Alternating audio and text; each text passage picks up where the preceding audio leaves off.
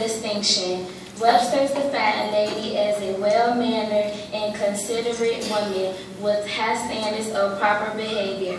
Oxford defines distinction as an excellence that sets someone or something apart from others.